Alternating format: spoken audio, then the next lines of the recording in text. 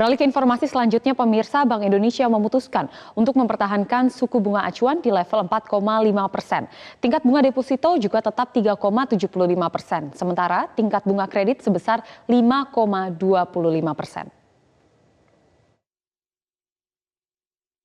Rapat Dewan Gubernur Bank Indonesia pada 18 dan 19 Mei 2020 memutuskan untuk mempertahankan suku bunga acuan BI 7-Day Reverse Repo Rate sebesar 4,5%.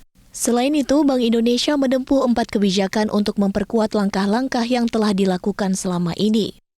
Gubernur Bank Indonesia Peri Warjio mengatakan, Bank Indonesia masih memiliki ruang penurunan suku bunga seiring rendahnya tekanan inflasi dan perlunya mendorong pertumbuhan ekonomi, terutama tahun 2020.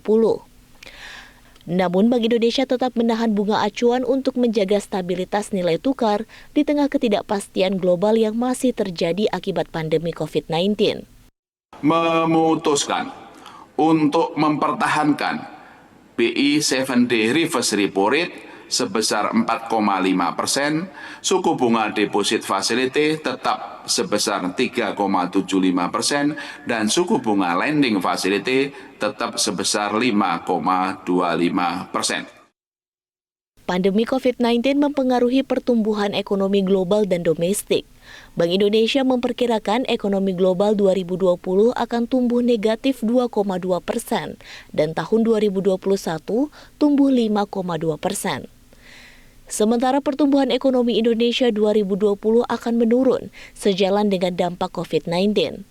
Pada 2021, pertumbuhan ekonomi diperkirakan kembali meningkat, didorong ekonomi dunia yang membaik dan dampak positif stimulus kebijakan yang ditempuh. Sementara itu, defisit transaksi berjalan 2020 diperkirakan menurun menjadi di bawah 2% dari produk domestik bruto atau PDB, dari perkiraan sebelumnya 2,5 hingga 3% dari PDB.